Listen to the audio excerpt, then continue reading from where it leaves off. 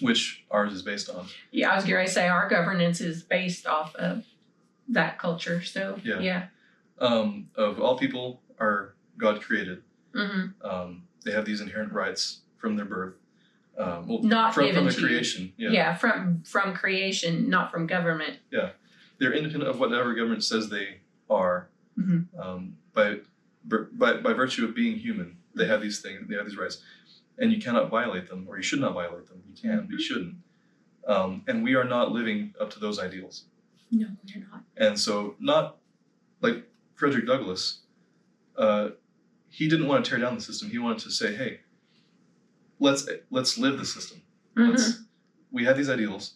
Let's live them out and extend those to every human, not just the subset of humans, and exclude everyone else from it. Yeah, if you want to go all biblical on that one,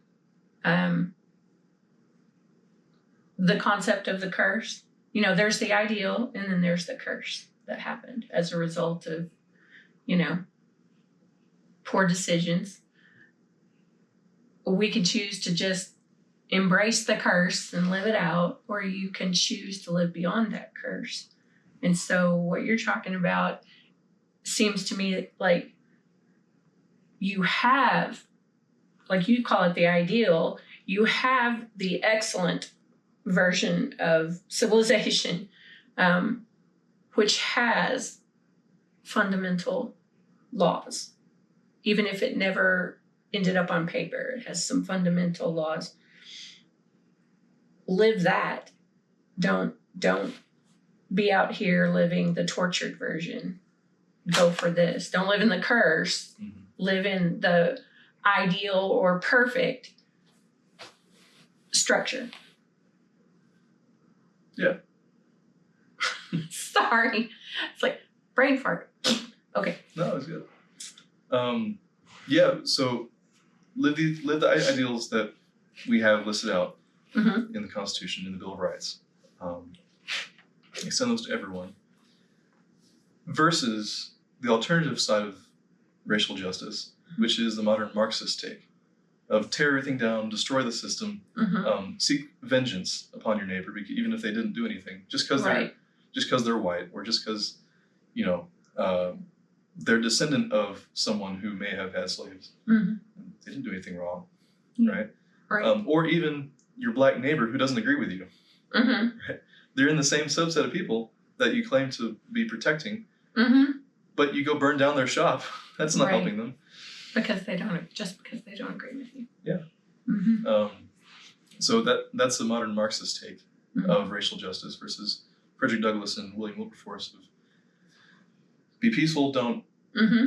And debate it until you are convinced. Yes. And just keep debating it and keep debating it.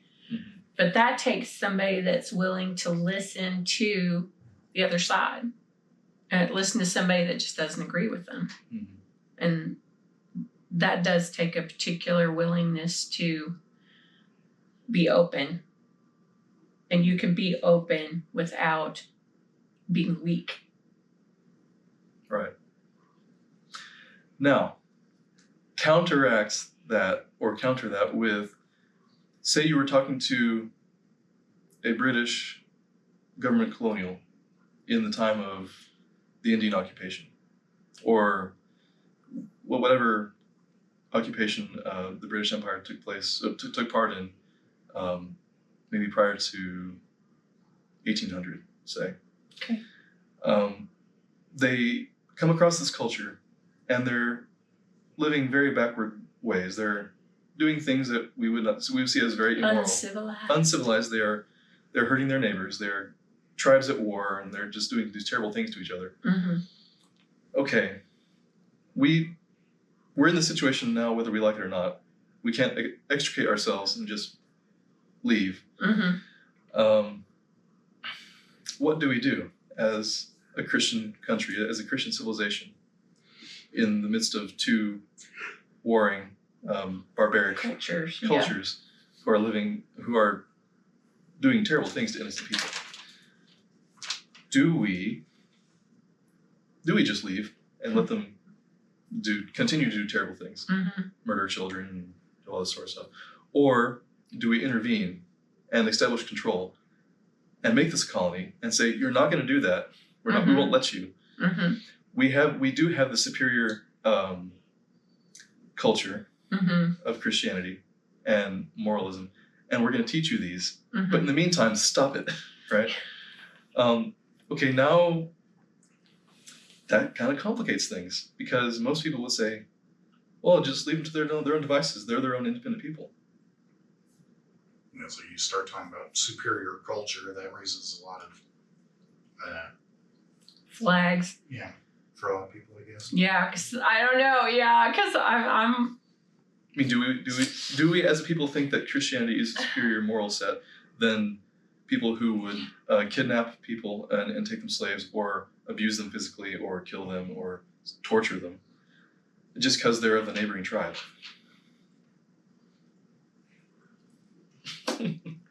Yeah, that's a quandary. Of course, I've heard some people say, it's like, okay, sure, Christianity is better than a lot of these things, but that's not necessarily saying much. But anyway. Well, and the British colonization is force the best option. If you want to change that culture, get in the middle of it and teach. Get in the middle of it and influence them, so that voluntarily they adjust their culture. That takes longer. Mm-hmm. That would be the ideal. Yeah. That's the ideal. What if they take your missionaries and make them slaves? Or if they just take your missionaries and kill them, Yeah, well, that happened. Yeah, still happens. Still happens. I just, the principle of, okay, we're going to go all libertarianism here. The principle of voluntarism, well, and okay, we're not just going to blame this on libertarians. Jordan Peterson also teaches that the most effective way to help someone through let's just say a fear, like a trauma-based fear that's crippling. Okay, murder's crippling too. But you have to, one of the best way to heal that up, change that fear, is to voluntarily approach that fear and get as close to it as you can until you can't stand it, and then you back away. And then voluntarily you go at it again, and you just keep pushing that boundary of what you're able to process or deal with until that fear is gone. And so when it comes to what you're talking about, would it not have been better, more of a Wilberforce sort of principle, to send people with good moral structures, don't go around killing people. Mm-hmm. And they would have to be brave people, but send those people in and let them influence the culture till the culture fixes itself. So kind of a church missionary sort of thing. Very much so, but not even just limited to church. There, somewhere in the back of my mind, there is a what we would call a conqueror that, instead of sending military into the cultures, the countries that they were conquering, they would send people, like populate the place with, and I'm pretty sure this was Greek, but I'm not going to pin it down on the person that I think it is, because I'm not sure. But they would influence the culture so that the culture didn't feel obliterated. They felt there was an influence that came in, and this actually, obviously this is like the Hanukkah story too, but to a certain extent, which went totally the bad way. But anyway, they would send people in and populate the country so that the majority became more like the conqueror's This all sounds culture. rather Islamic. Yes, it does. It's generational warfare. Well, and who's winning?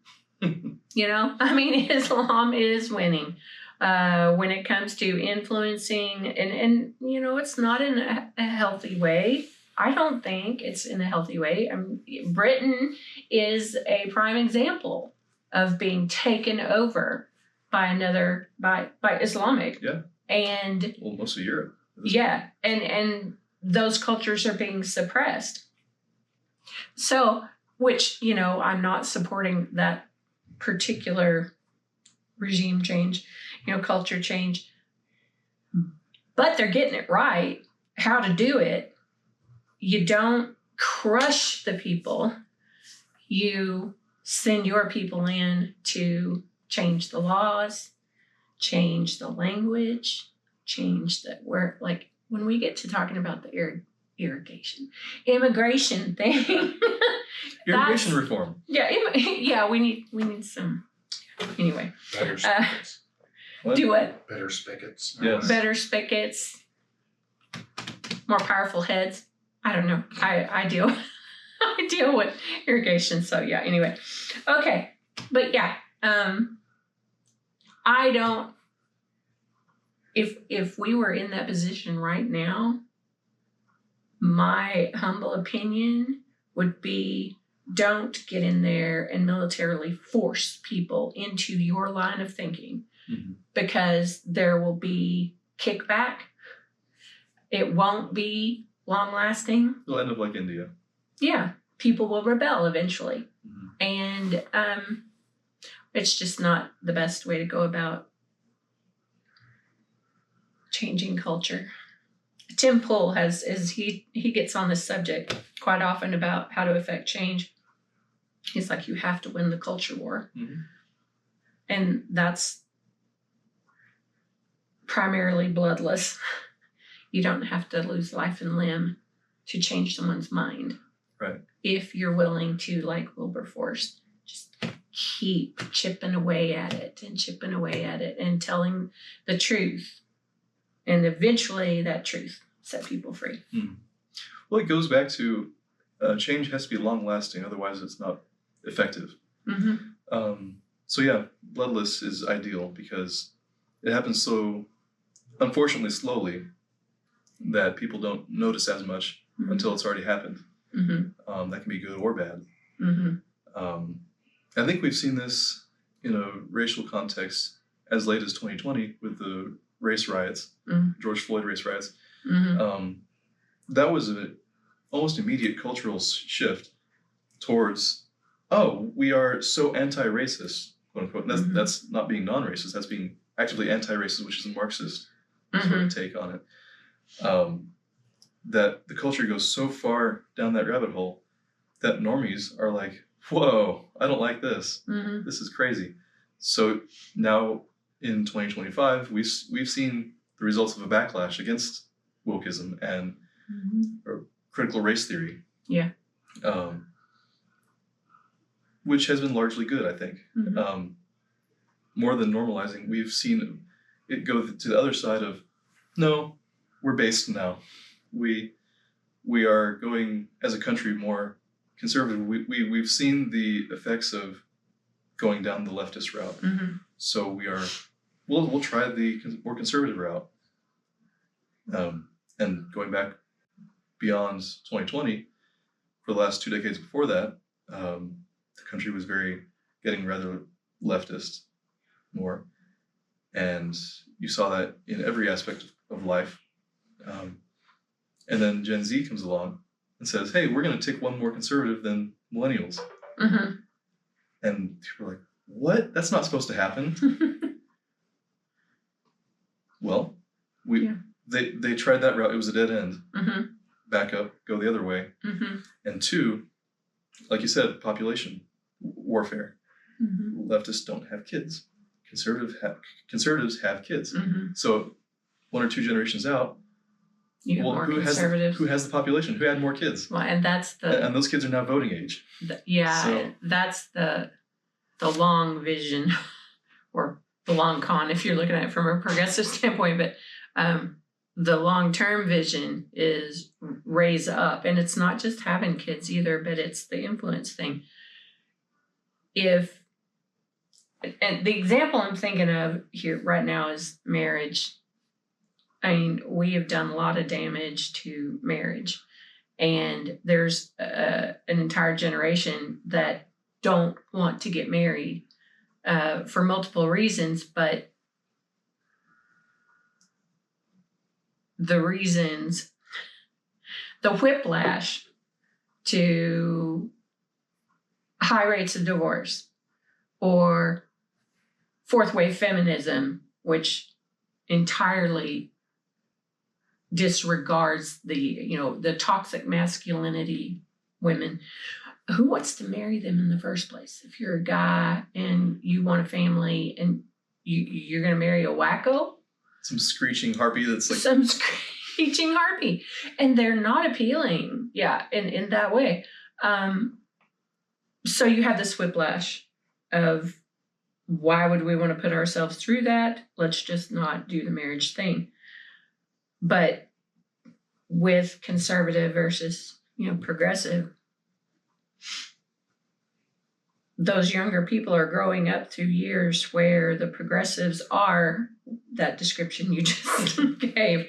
They're a little crazy, and they're willing to be violent, like murderously violent. If you're constantly being told all of these horrible negative things, and then you see the behaviors of a political ideology that you don't want to grow up with, that you wish you hadn't seen, you're gonna move away from that as fast as you can get. So as you get older and hopefully more mature, those opposite, it's the whiplash. And that's the thing. It's kind of like, I'm looking at it like, oh, this could be good or this could be bad. Those that are growing up, this generation now that is growing up thinking, oh, okay, I'm going to go more conservative because this is nuts. I don't want them to go flying off the deep end on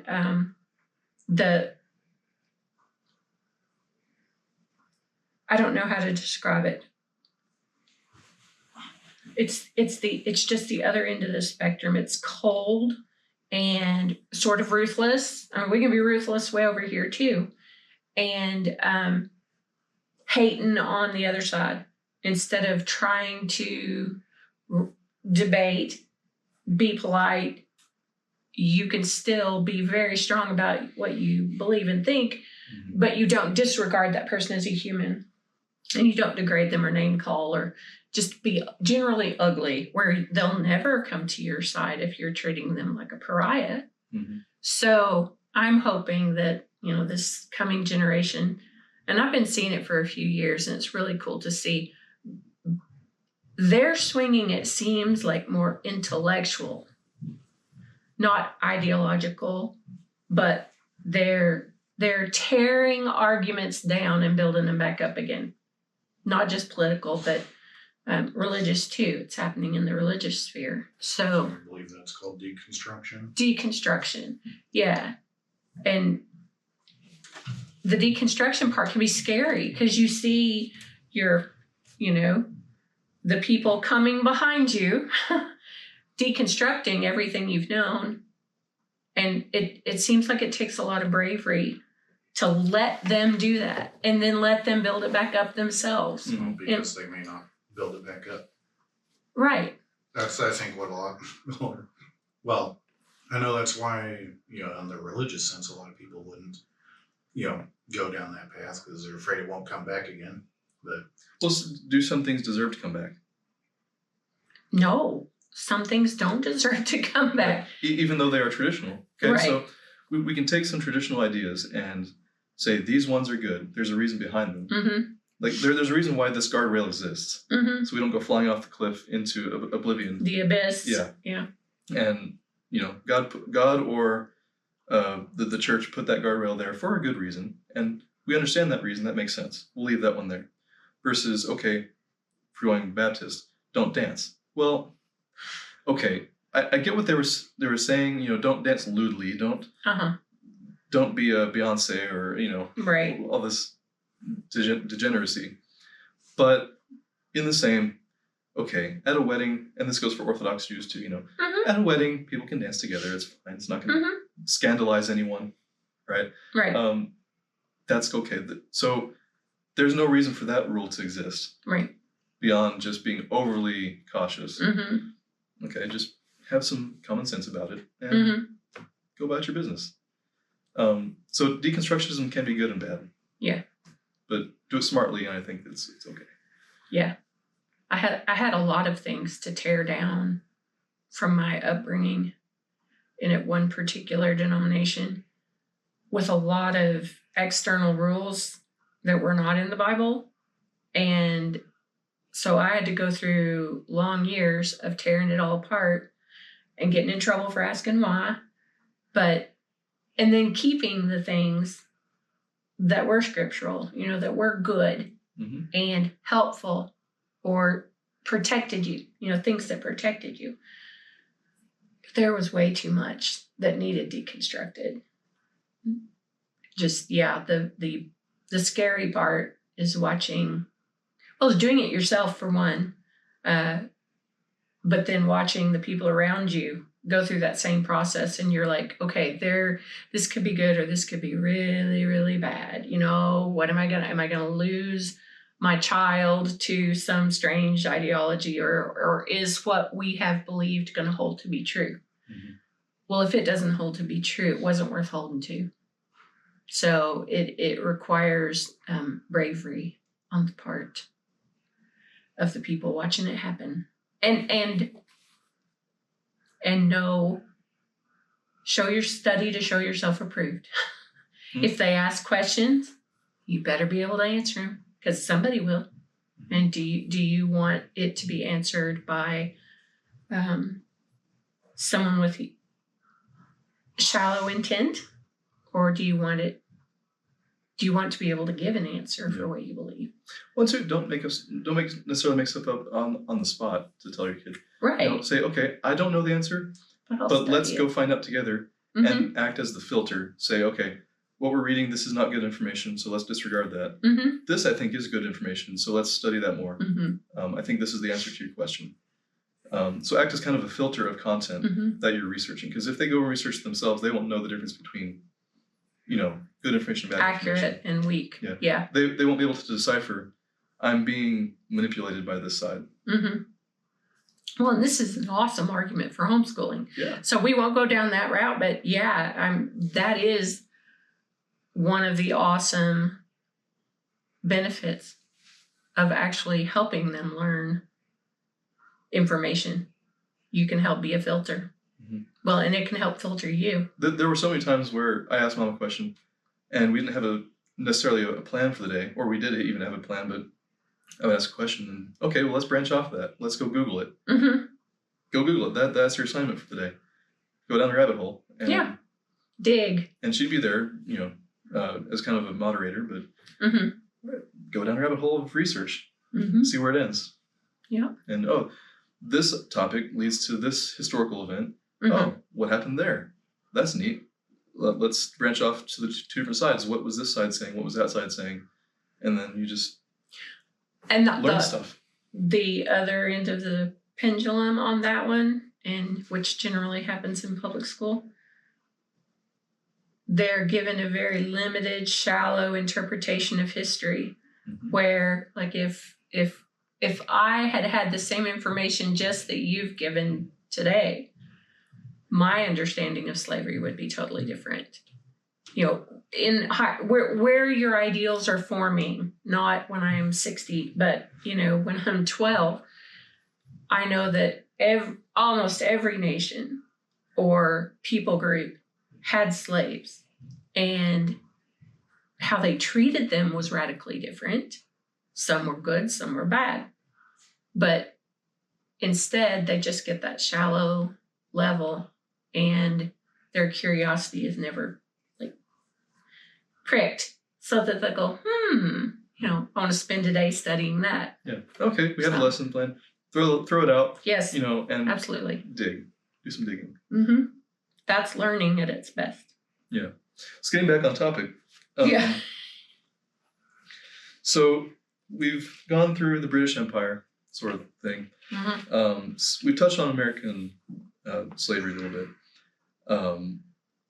I guess we can go into. Do you want to do Germany, World War I, World War II, or go directly into America? Oh, let's do the Germany thing. Okay. We started talking about this before we hit the record button, and it's very interesting. So Germany, I guess, and this is kind of racial, kind of not, kind of different people groups, religious.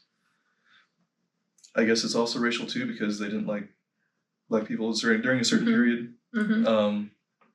But during World War I and the prior eras, Germany was largely homogenous.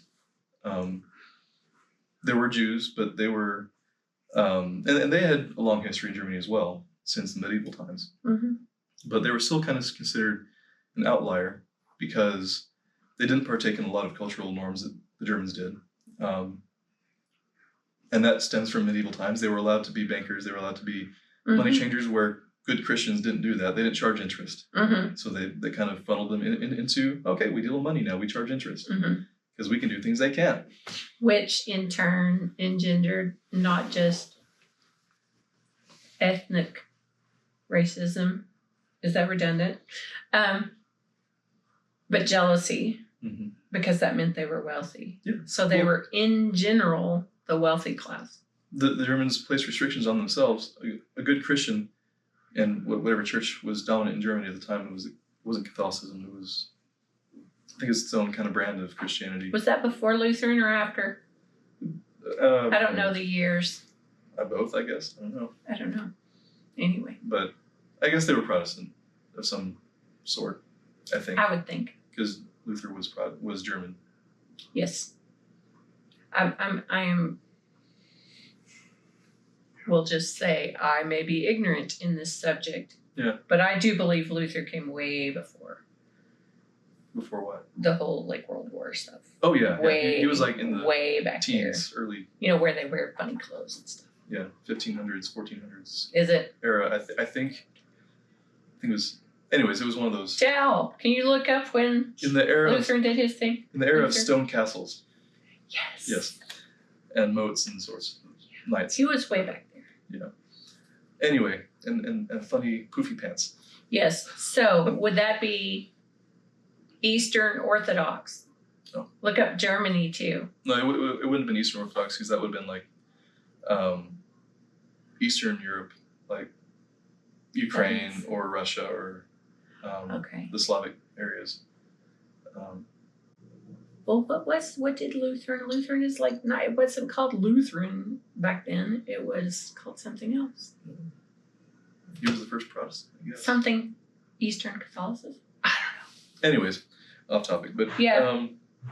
So they placed restrictions on what good Christian can or cannot do as far as income. You can't charge interest.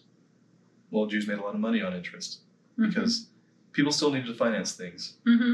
Rulers, kings needed to finance things, wars and castles and whatever. Jews could do that, and they could go from one country to another with money, moving it around. And that largely carried over to today. Yeah.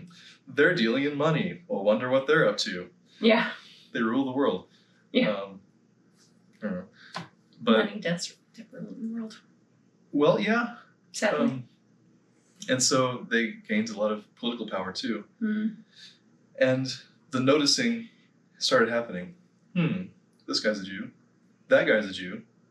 So many people around me are Jewish, and they're doing really well, and I'm doing really poorly in the aftermath of World War I, especially because the Allied powers stupidly implemented very, very harsh restrictions on Germany after World War I as a kind of punishment. Oh, okay. You tried to take over these countries that way. Now we're going to destroy you economically more than a war already does. We're going to devalue your currency so where a wheelbarrow is needed for bread. Yeah. And your kids are playing with stacks of marks, money in the streets, just as bricks. Because they were not useful. Worthless. Worthless. Yeah. And so Germany went through a time of cultural shift as well, going from the era of an empire, you had the Kaiser, to a chancellor system. You had kind of along the lines of Britain, going from monarchy to an empire to, okay, we have the commoners, being part of the whole process. Okay. And they had a lot of, they mirrored the U.S. in the sense that there was a lot of, in the 20s, there was a lot of cultural change in the cities. So they went, you know how in the U.S. you had flappers and, the whole swanky sort of, vibe. That was similar in Germany as well. And in the country, the traditionalists didn't like that. They said, this is degenerate, this is awful, destroying our culture. We don't want it. We don't want this foreign American nonsense. But the city people loved it. They ate it up. Well, there's a riff going on there culturally, and people weren't doing so well monetarily. So Hitler took advantage of that and said, hey, let me seize power and give them an enemy to give them an enemy. Yeah. And that's how you unify people, the city and the country. They need to focus them together. And why are we doing so poorly? It's not the Allied powers. Right. Or if it is, it's at the hands of the Jews. They're doing really well in spite of all this because they figured out a way to, I won't say rig the system, but work within the confines of what's happening right now to do all right. To make the best of it. Yeah. And we don't like that. So we're going to focus all of our rage at them. Well, what happens? Then you get World War II. That happens. And so I think their lesson there is, and we'll come back to this in the context of America, don't push too hard to punish your enemies, because culturally it may come back to bite you. Right? Invariably it will. Yes. They went kind of American lefty in the 20s sense. Very modernism. Throw your history away. Throw away your morals. God is dead, which was a quote in America at the time. God is dead, We don't need these old-timey systems of morality and guardrails, social guardrails. Classic thought. Classic thought. We're modern now. We're civilized. Well, we just saw just how civilized people are. Yeah. Even at that time. And people haven't changed, even now. We think, we're at the end of history. We look back on the horrors of the 20th century and even prior. Oh, how quaint and savage. In arrogance, think we would never do that. We would never do such horrible things. Oh, yes, we would. Yes, we would. We have done over the past 5 years. So we saw just how panicky and evil people can be as recently as 2020. How countrymen can turn on countrymen in a heartbeat, just like that, because the news tells them something. Right, because they'll believe propaganda rather than actually dig for fact. Propaganda is so powerful, and we don't even know. We see these posters in Germany, these propaganda posters, or in the Soviet Union, we look at Soviet posters. How did that work on people? It's so obvious. We can see right through it. Yeah. What we see in the context of history. We know what was going on. Yeah. It still works. You just have to modify and tweak it for the time you're in place you're in. And pick the right audience. Shallow thinkers. Yeah. Of which I used to be one. Thankfully, I'm not anymore. But yeah. Yep. So, I guess to bring it back to race, they were duped by a policy of targeted rage and propaganda that really worked on the people, taking the bad situation they were in economically and culturally and focusing it.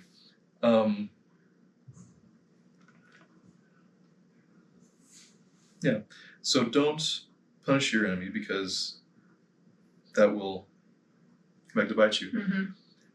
And because history has memories too, or Right. that people group will have memories of how you treated them. Mhm. So, yeah. Germany went far left. They bounced right back into, well, we consider it rightism, Mm-hmm. whether it is because it's Democratic Socialist Workers' Right. Party, just a different brand of socialism than the Mhm. Soviets. But it bungeed back into the other direction, and they did horrible things. Mm-hmm. And then there was a bungee post-World War II back to leftism in Germany. The Germans aren't good at being in the middle of anything.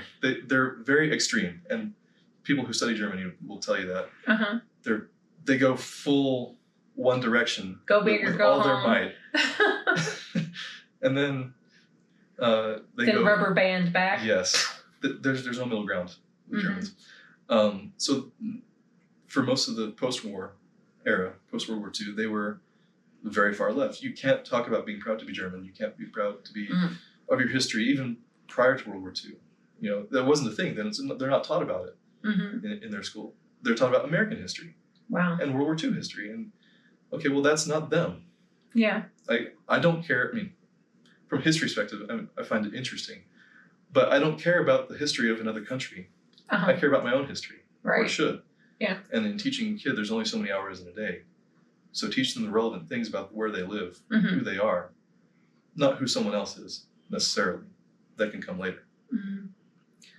Well, the Germans weren't allowed to do that, and so now even you're seeing, and maybe for good reason, bungee back to during their leftist era, which is fairly recent. They imported third world, like most of Europe did, but they went hard because they wanted to prove themselves. We're not Nazis. Yeah. We've put that behind us. We love the third world. We love everyone who's not us. So open the floodgates. So no boundaries. They imported the third world, and they became the third world. Mm. So, and meanwhile, the ethnic Germans are saying, hold on. Wait, this is my country. Yeah. Germany is for Germans. Uh-huh. But no, not anymore. The police arrest me at the drop of a hat if I even so much as look at a foreigner the wrong way. Mm-hmm. But they can butcher us and our children, do horrible things to our little girls, and nothing comes of it. Mm-hmm. I'm the bad guy, and because I'm racist at that point. Yeah. And the same thing in Britain. Mm-hmm. Yes, I was gonna say Britain. Scotland went hard that way too. Yep. And so I think you're seeing in Europe, in England, a lot of it's good that they're reasserting their national identities and their people group. But we need to be careful. It's good that they're realizing what they've done wrong. Yes. Hopefully it's not too late to save their culture. They're very different cultures. The French, the Germans, the English, the Scottish. All those countries are for their native peoples. Mm-hmm. But in the same, we should be careful that we don't go exterminating right. Pakistanis in England. No. Ship them off back to Pakistan. That's fine, because that's where they're from. They're not native English. Mm-hmm. That's one thing. Mm-hmm.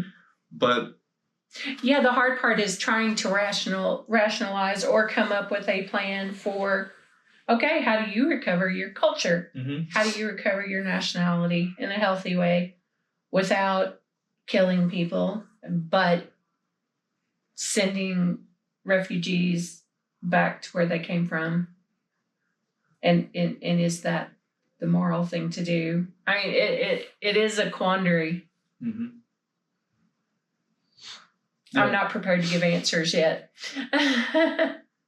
So mine, at least recently, has been all of these arguments are really good, but if you strip away all of the superficial or peripheral effects, if you've come illegally, that makes you a criminal. Mm-hmm. And that's it. No matter what your reasons were. If you did it illegally, you need to go back and do it properly. And then, happy to have you here, but do it legally. So. Mm-hmm. Well, then we go into the concept of might makes right, which was the dominant thought in pre-industrialized cultures. Okay, even in Vikings. In the era of kings and castles, right? Yeah. If I can invade a country, I will, and I should. No morals about it. Okay, so we did this to Africa. We did this to America. We did this to all the different parts of the world as Europeans. We traveled the high seas and did our thing, right? We conquered the world. Well, now the wheels of history have turned and we are being colonized. The third world's colonizing us. Yeah. Now, do we allow that? Or since we have superior technology, do we make use of it to resist that? Like we use the superior technology to colonize the world? I don't know. Is it racist to preserve your own country when you have a history of what happened? I don't know. That's something to chew on. You know, the Percy Ellie, the lady that she came through from a Muslim country. She was being arranged marriage, forced to marry somebody. They were sending her to this man, and I believe it was through Denmark first. And the people in Denmark said, "You don't have to do this." And they saved her and got her, planted in Denmark. And she ended up in governance in Denmark. So she lived in that culture, which was not as Christian.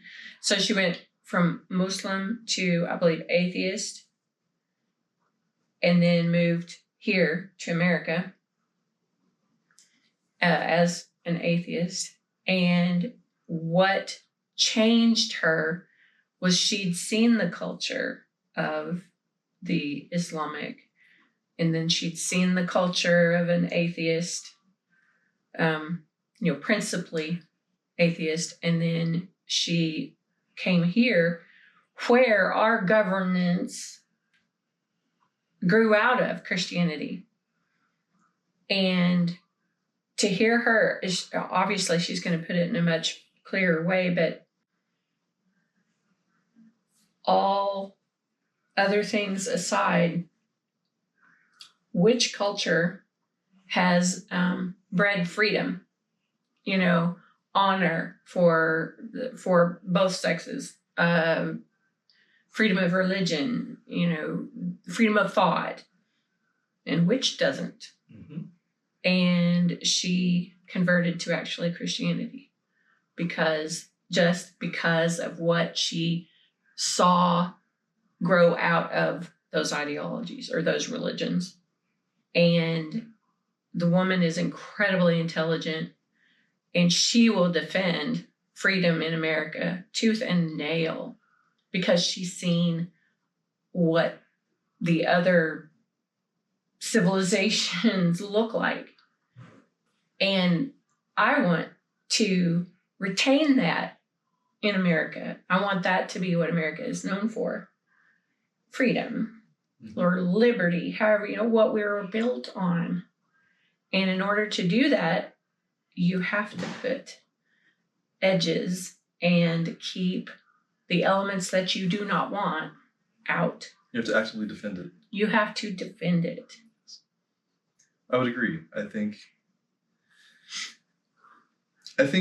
the forces of evil will use your good intentions and your moral structure to destroy that moral structure. And this happens in every aspect of evil and good, battling it out. In the religious sense and non-religious sense. Culturally. They will use your liberal values to destroy your liberal values and make you an authoritarian dictatorship or a religious dictatorship or both. Yeah. And I was thinking about that particular issue today. For anyone out there who's listening that is a pastor, you need to be really careful about the arrogance of thinking you should control your your people's lives, you know, or their thoughts. We've built a religious culture where you agree with me or you're out. You know, Baptists don't want you if you believe this. Church of Christ doesn't believe or doesn't want you if you believe this. And it's just all of these cliques. There's the arrogance of what you want them to believe. There's an arrogance about what you expect them to do as your follower, which they're supposed to be followers of Jesus, not the pastor first, Jesus first. But there's like this insidious sort of arrogance that says, because I have a title that says pastor, that I can help you. I may not know your personal life. I may not know a lot of the struggles you go through, but because I have the label pastor, I can counsel you and help you. And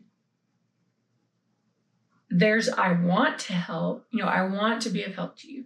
But then there is this, when you say no, I don't want to share all of this personal stuff with you. I have a counseling group, you know, a support group, whatever you want to say. But then there's the offense that happens. You know, you can tell, excuse me, you can tell that there's arrogance involved if you're offended because they don't accept your help. And I know this is a relatively new, you know, thought for me. There's spiritual abuse is what I've heard it called in the past, spiritual abuse, where a leader, you know, attempts to force you through manipulation or sermonizing, you know, force someone to do what they want them to do. And that's kind of a scary place to be if you think about it, because you're putting yourself between the people and God. And that's just a very dangerous place to be. That person needs to go directly to God and, you know, get counsel, and then find the people that they can receive counsel from that have the human investment to make that possible. But yeah, I don't know. I jumped off on that. Sorry. All good. The brain goes, woo. Yeah. There's just all sort of dictatorships and socialist behavior. And if you think it's just in the political realm or a cultural realm, you are wrong. It is in the religious, spiritual realm too. Yep. Be careful. Yeah. So we've covered Germany and their bungee effect. Yeah. So let's talk about America.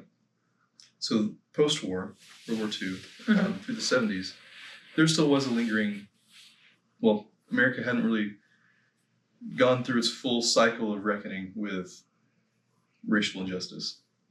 We were still a segregated society as far as whites and blacks. There were colored rooms, colored and non-colored rooms, you know, whites and blacks.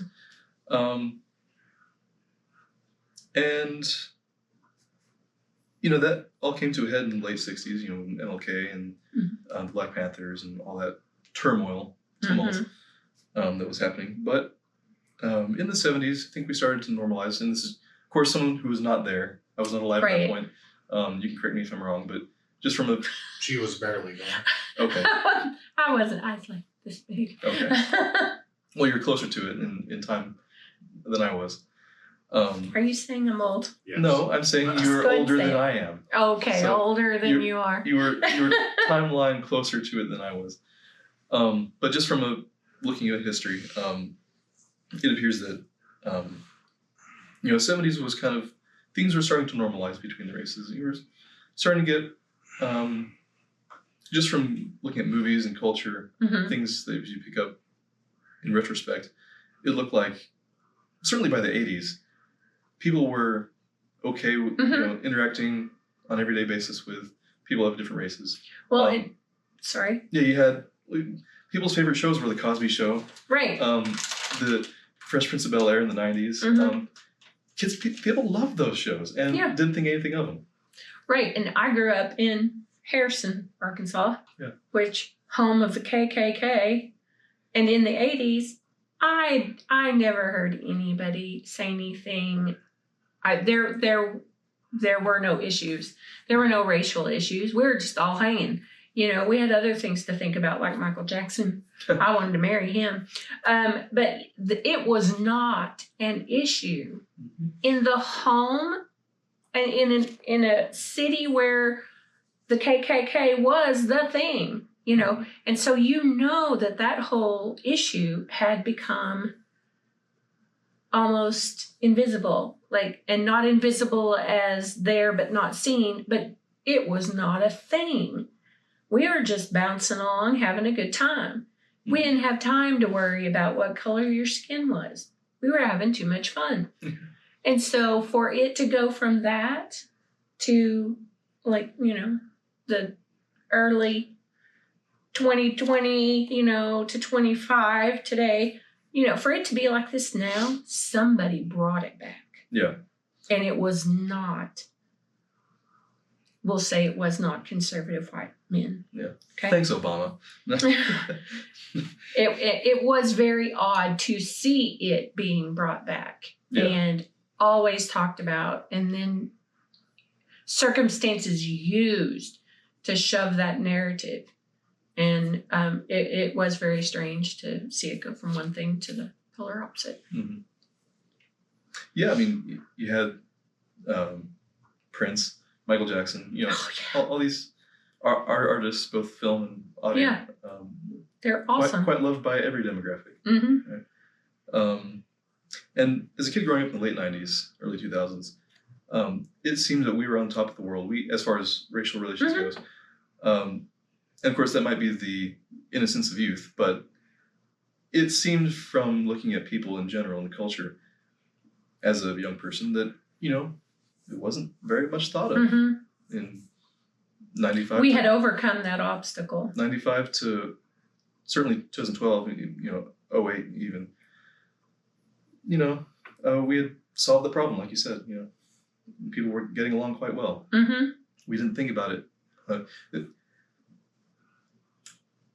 We didn't think as white people, I'm a white person. List about details about who you are. Right. White person didn't exist on that list. Mm-hmm. I don't know about a black person in that era, but they probably have more of a racial identity than white people did, because we just don't. That's not how we think. Mm-hmm. But I think race relations were very good. People didn't identify their race as one of their top identifying factors, even despite different racial groups. We appreciated our differences. Yes. It was not a problem. And colorblind was a good thing, was seen as a good term to use. Mm-hmm. Now they've turned it on its head, and it's a bad thing to be colorblind. Right. You're ignoring who I am. No, I don't care who you are.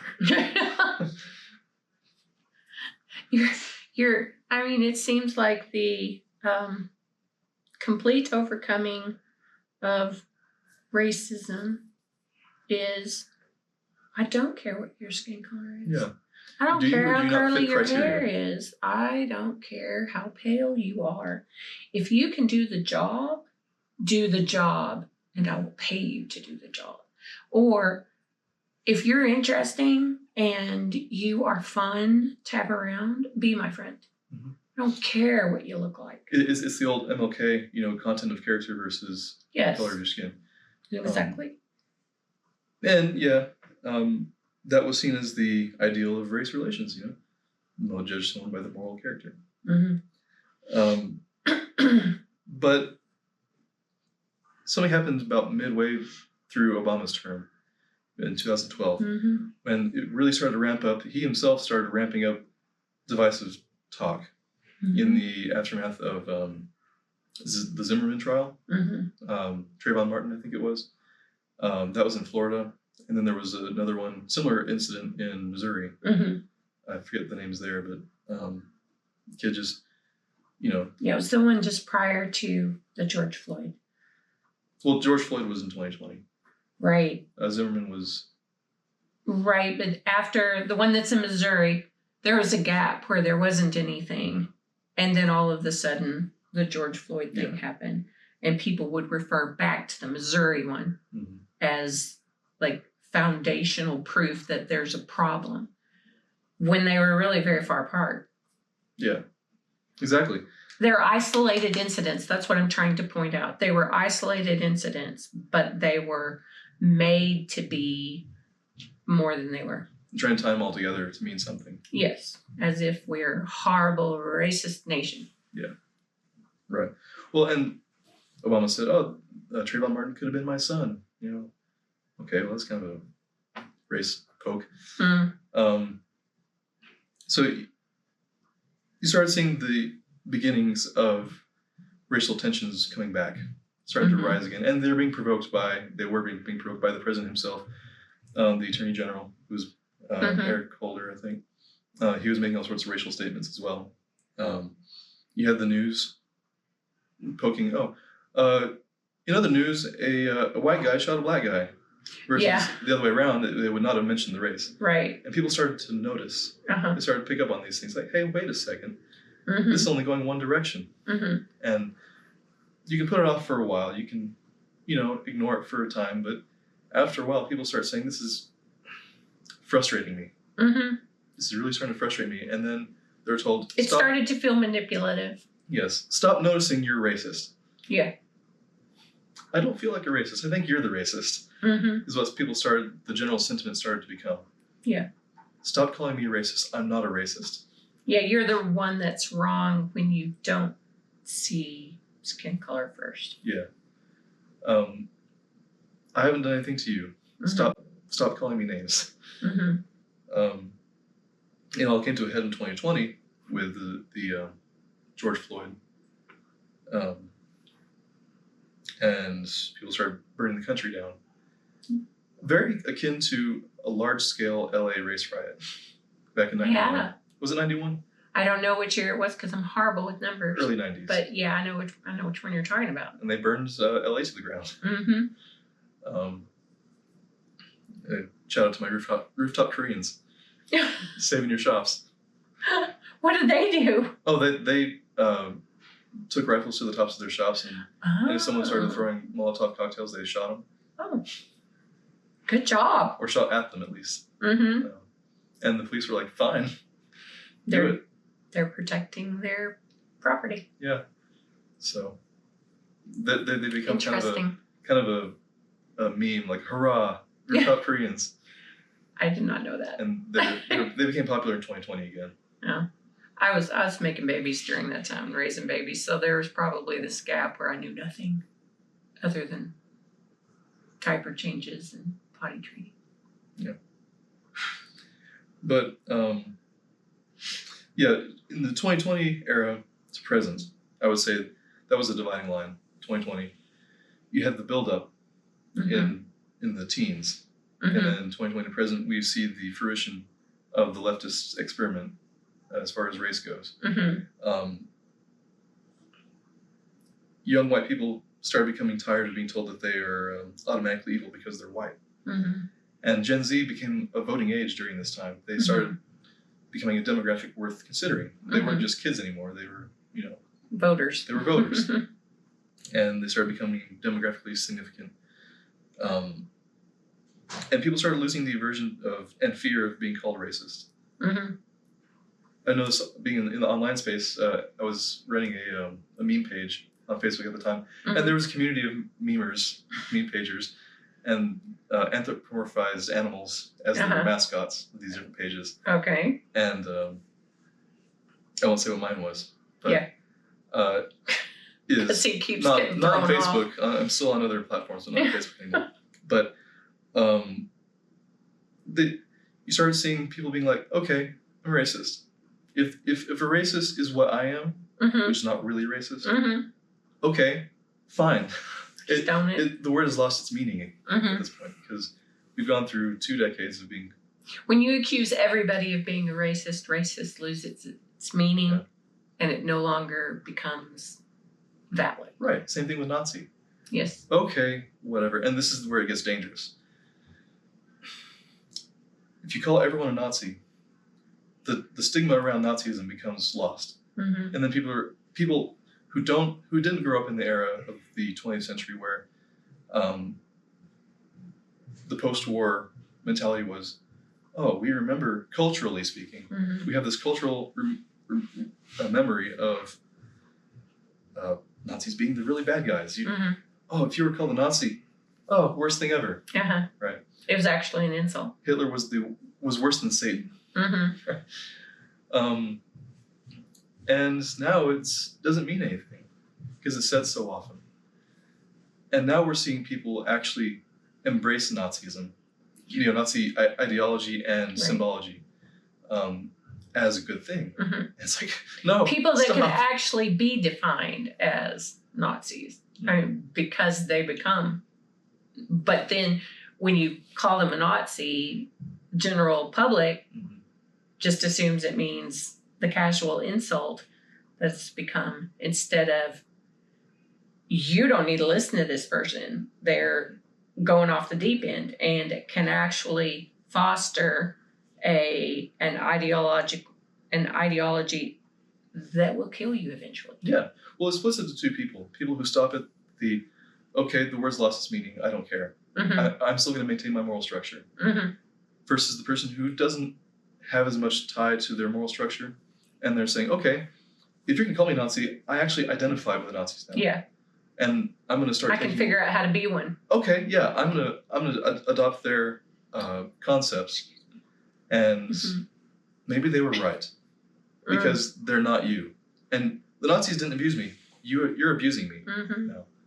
So they start saying, okay, kill all immigrants, kill. We're at war with the rest of the world. Anyone who doesn't look like us. Mm-hmm. They start saying these things. Mm-hmm. Whether they believe them or not, I don't know. Right. But they start saying them, and it's like, dangerous path, guys. Mm-hmm. Let's not do this. And some of the meme pages were saying that. Oh. Some were not. Some were, had a good solid moral structure, but some of them were going down that path. Mm-hmm. It's like, no, don't do that, because you're becoming what they say you are. Don't give them that argument.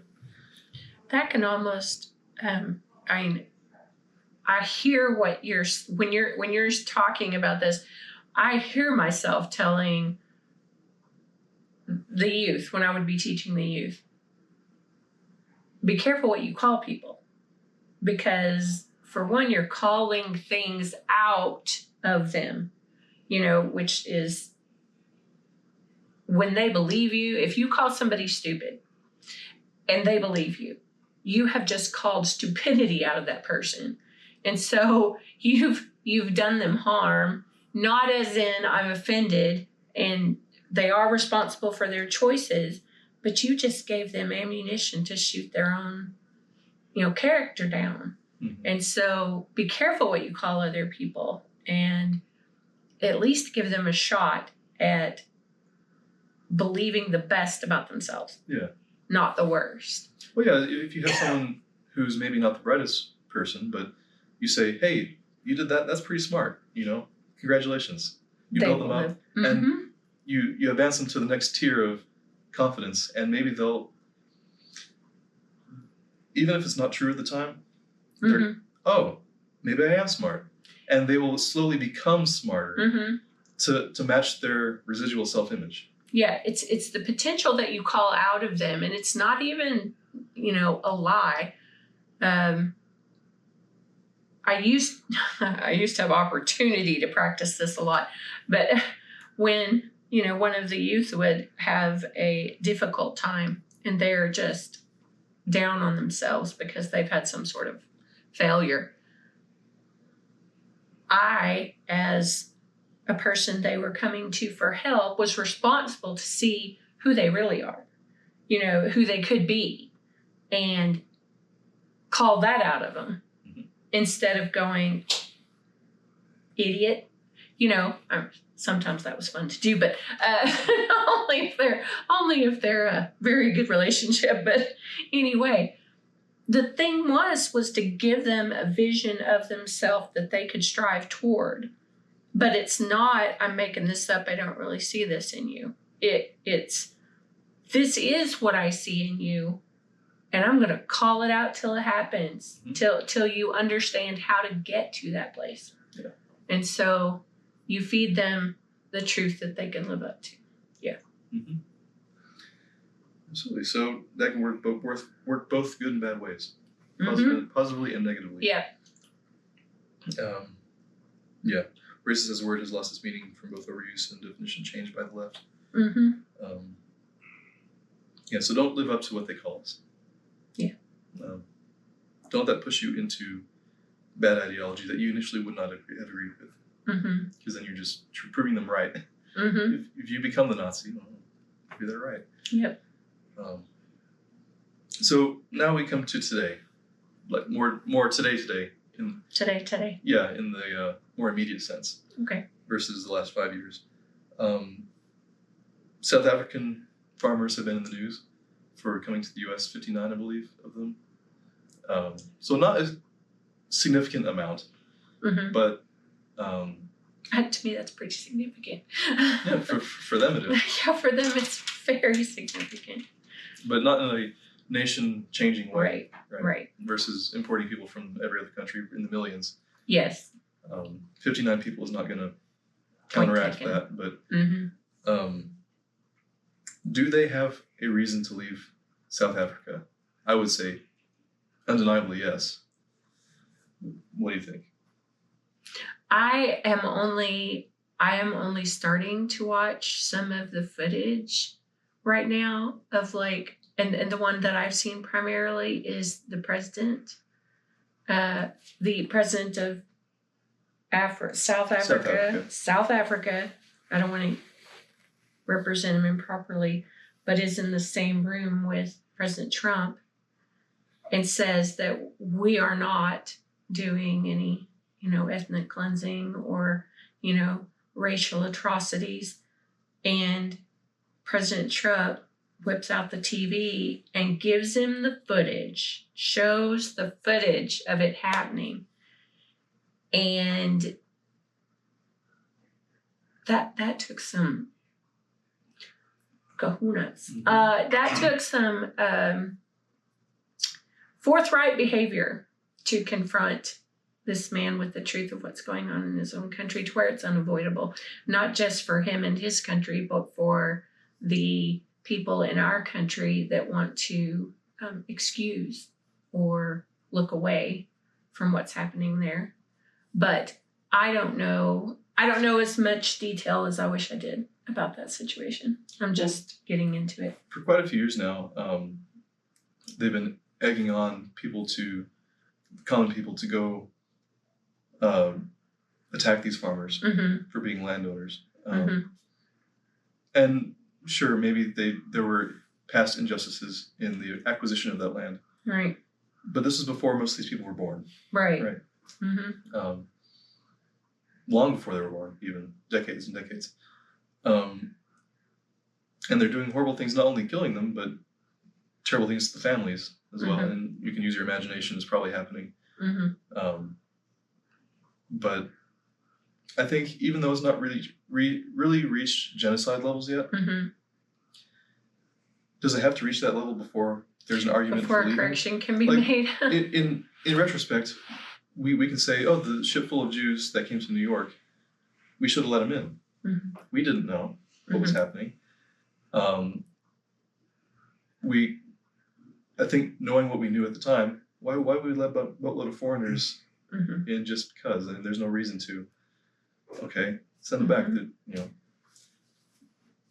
They don't have justification. Well, knowing what was going on now, in retrospect, it's hindsight's 2020. We know we should have let them in.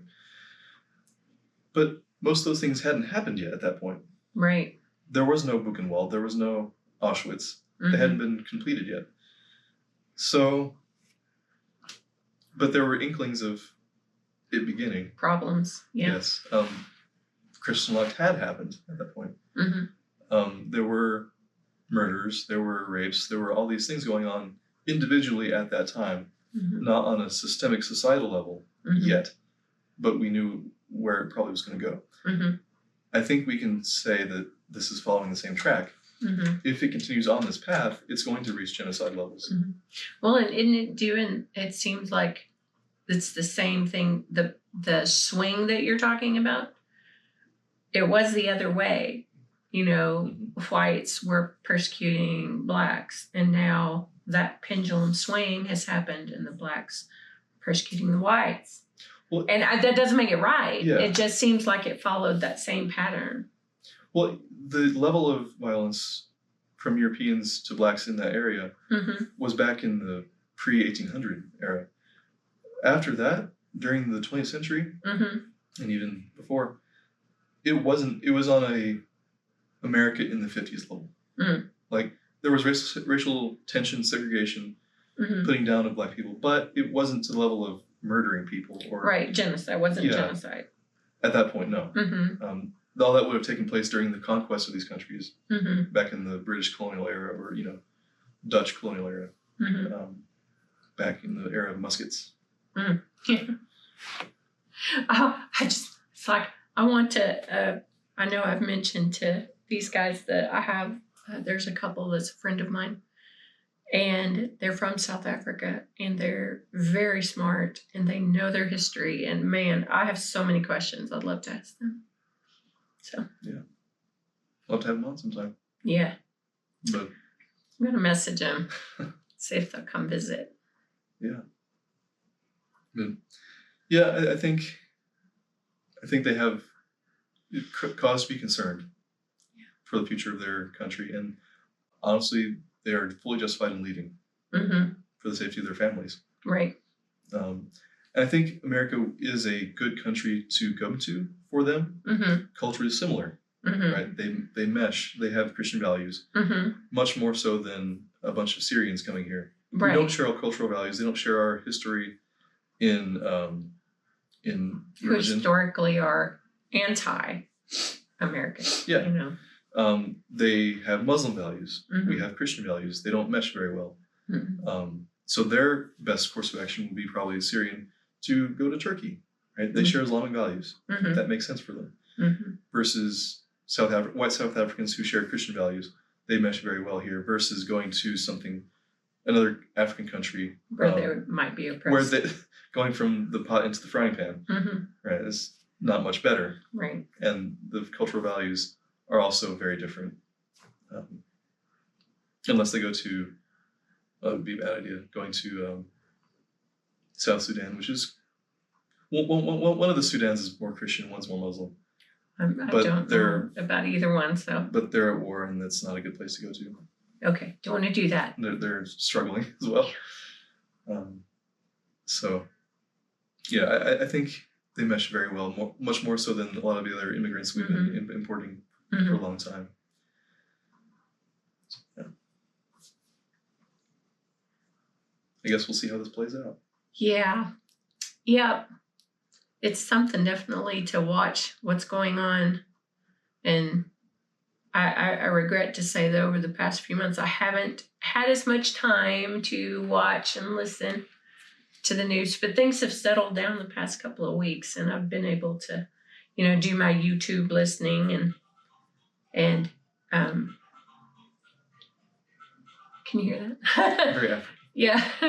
I'm having more time to be like me. And so there are some things I need to catch up on. It's like Dave Rubin leaving for a month and not listening to any news whatsoever. That's just about what I feel like. So, and then you come back and you're like, what? That happened? So. The landscape's entirely different. Yeah. Changes fast. It does. Stuff can happen so quickly. And, the movie that I was watching, Sarah's Key, in France, they were occupied, and the people believed what they were told by the occupying, force, and very quickly turned on the Jews. and did horrible things. And it was fast. And so if there's any reason why I want to make sure that I stay involved in listening to what's going on in the world, is because things can change fast. And you need to pay attention to what's going on around you. You don't want to be sideswiped. I think what can contribute to that sort of situation is that it's an us versus them sort of thing. Kind of a Milgram experiment. The German army has taken you over by force, and they have a gun to your head nationally. Okay, go do this thing that doesn't agree with your morals. Go do this thing to them, or we'll attack you further. We'll do bad things to you. Okay, for self-preservation, the instinct is I'll do whatever I can, whatever I have to this other person, even if it goes against my moral beliefs, to save myself, versus telling them no, and then maybe reaping some bad consequence upon myself. So I think that's probably where they were coming from. Doesn't make it right. It's absolutely wrong. Yeah. Maintain your moral positions. Otherwise, what was the point to begin with? Right. You didn't actually hold those positions. It was a fair weather position. Yeah. Were these really convictions of yours, or were they this just sounds good when I say it, but when faced with reality, I do something different. And the only thing I could say about that is I used to question myself, what would I do? What would I do if, of course, I grew up in the Columbine generation where 2 young men actually shot a girl for saying that she did believe in Jesus. And so it was a very, what would you do in that situation sort of time period. And I questioned myself, what would I do in these different circumstances, like the Holocaust. And the only way to know the answer to that question is live through something terrible and see what happens. And if you haven't trained yourself, like obviously with, reading the word or knowing what you believe, stressing what you believe to see if you really actually believe it or if you'll weaken and fail. If it's not in you deep, then when you're faced with that horrifying situation,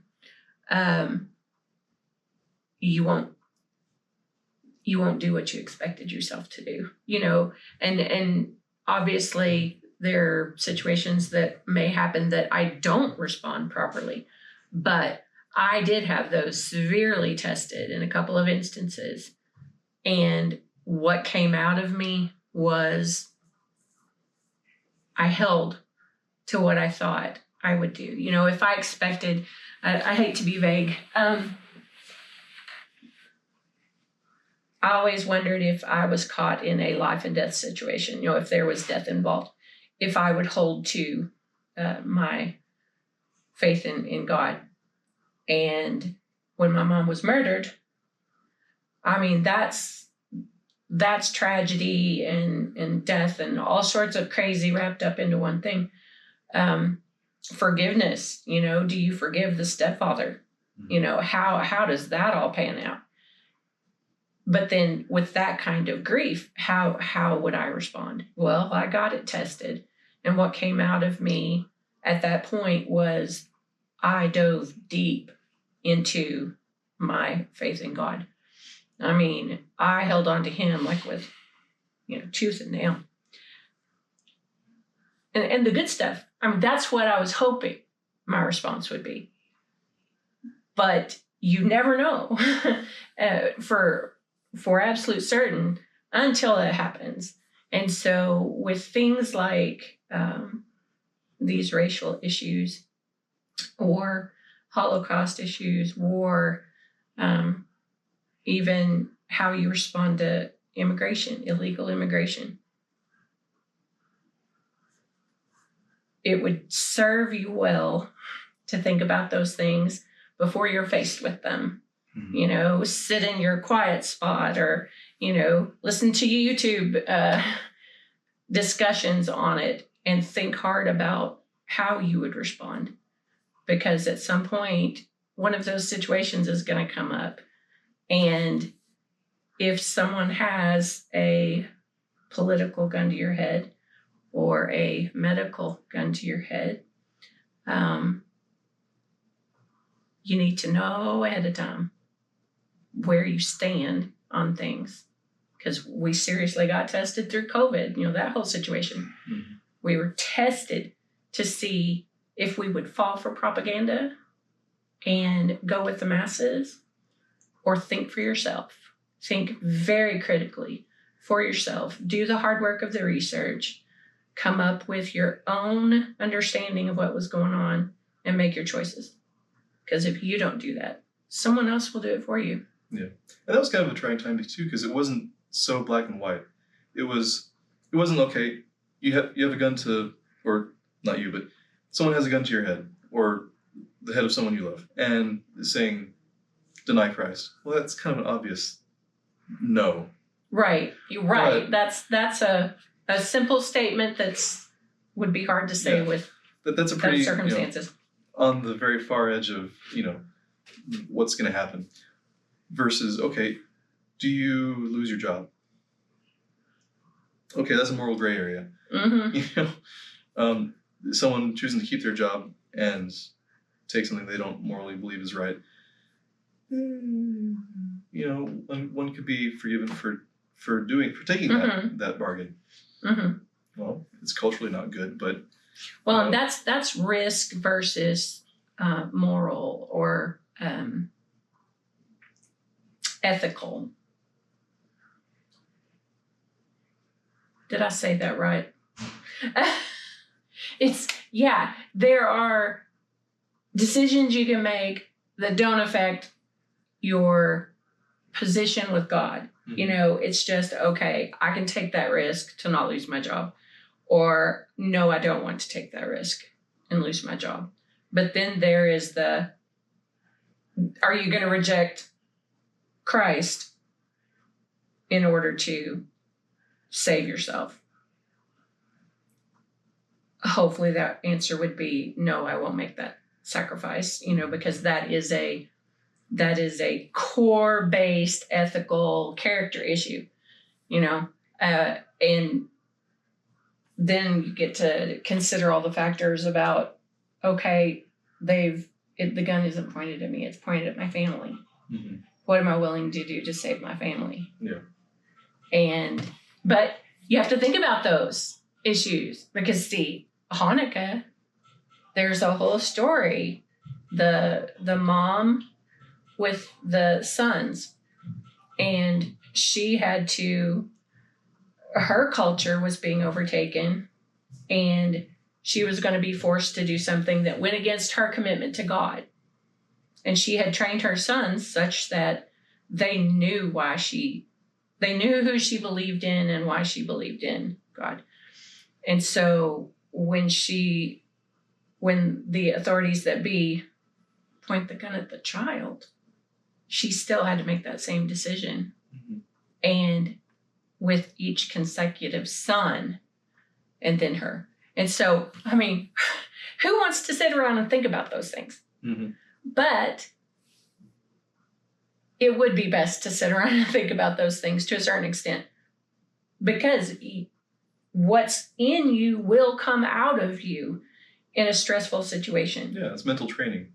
Yeah. That's why in whatever profession you're in, you train for certain scenarios. Something mm-hmm. goes wrong. Okay, this thing fails. What do? Run through the checklist. Mm-hmm. Okay? And memorize that checklist. If this random situation were to befall me, mm-hmm. what would I do in this situation? Run through those what ifs. Scenarios, yeah. And then when you're caught off guard by them, you're not really caught off guard by them.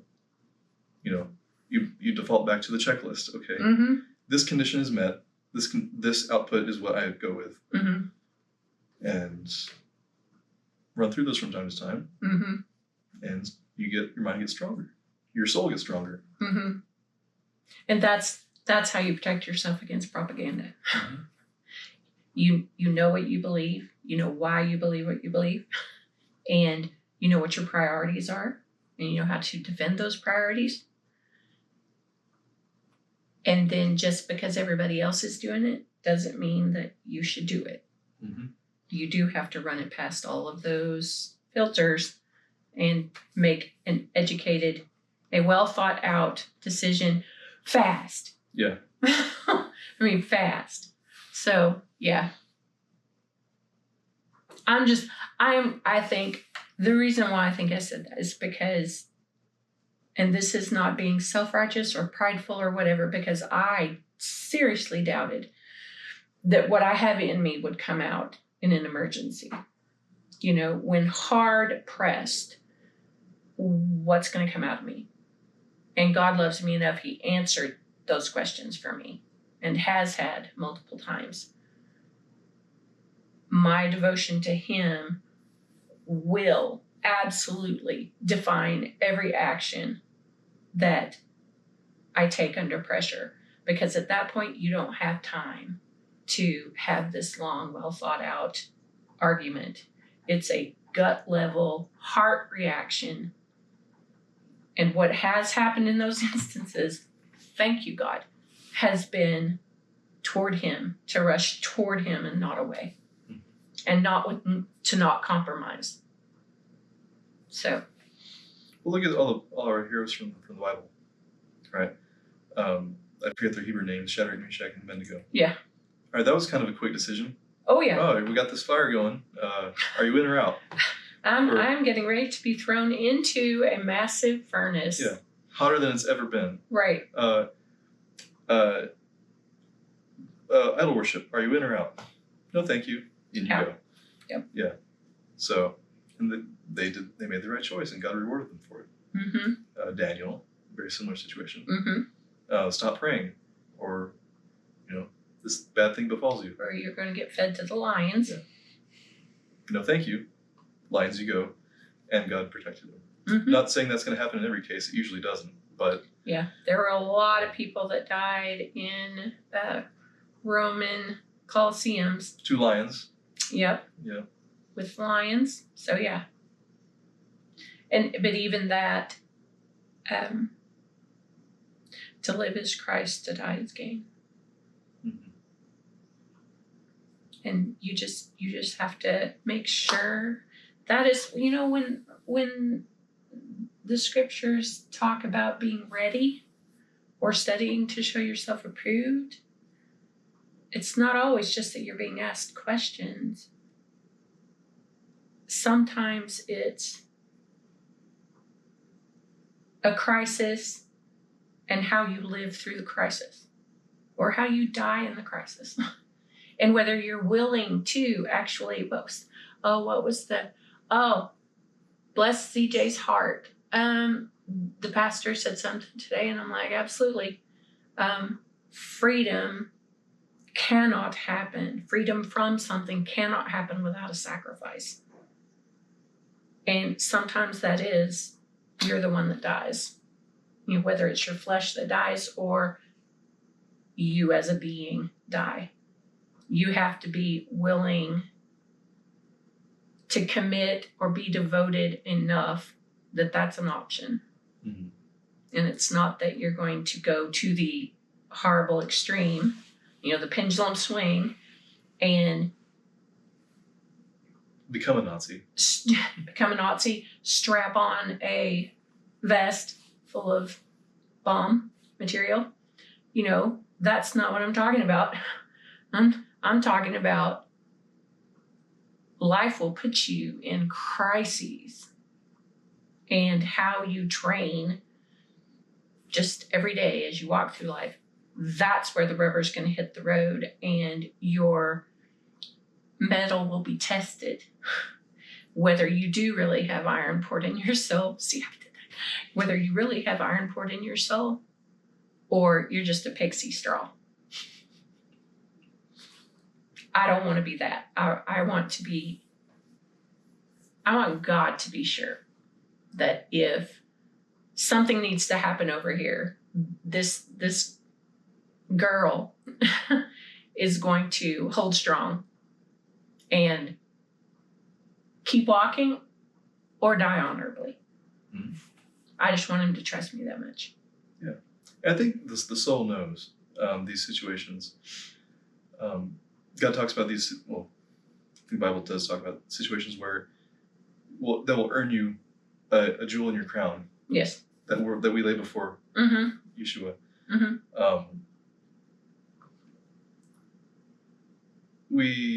There's going to be certain times in our lives that we'll have the opportunity to earn those jewels, right? Depending on what choice we make. Mm-hmm. And I think the soul knows those opportunities and whether we passed or failed. In your instance, it was during a hard time. Did you turn to God or not? Mm-hmm. I think you passed. Mm-hmm. And then in retrospect, you look back. Yeah, I think that was God testing me. Mm-hmm. Not necessarily that He caused the situation to happen, but in a time that would have otherwise happened, God looks and says, He's watching. Yeah. What choice will they make? Mm-hmm. And He's taking notes. Yep. So. That's when my favorite phrase has always been that when you stand before the Father and He says, "Well done, good and faithful servant." Yes. And that's not servant slave. That's you chose to serve me and you have been good and faithful. And that's like the parental version of pride. And yeah, I can't wait for that. I can't wait to hear that. So I guess in closing, maintain your culture, Western Christian. Don't let it be conquered by the third world that our politicians have imported. In the same, don't allow yourself to become a bad person because your culture is being tested. Mm-hmm. Maintain your culture and your morals and your values. Do not become evil to do so. Mm-hmm. Yep. Preach it. And love your neighbor as yourself, no matter the race. Yeah. Love people. Yes. Okay. I think we're good. Tal, do you have anything to say? We're eventually going to do subjects that Tal's going to he's going to be the one up here. Well, he doesn't want to be on video, but you'll hear his voice quite a bit. Next time we're building a nuclear reactor featuring Tal. Yeah, there you go. Here, let me do some welding. User interface software for thermonuclear power plants. There you go. We're going to weld cast iron. Oh! Just because I build the program doesn't mean I know anything about the ways that it's used. But we could try. It involves fire and metal. No. I like metal. You're no fun.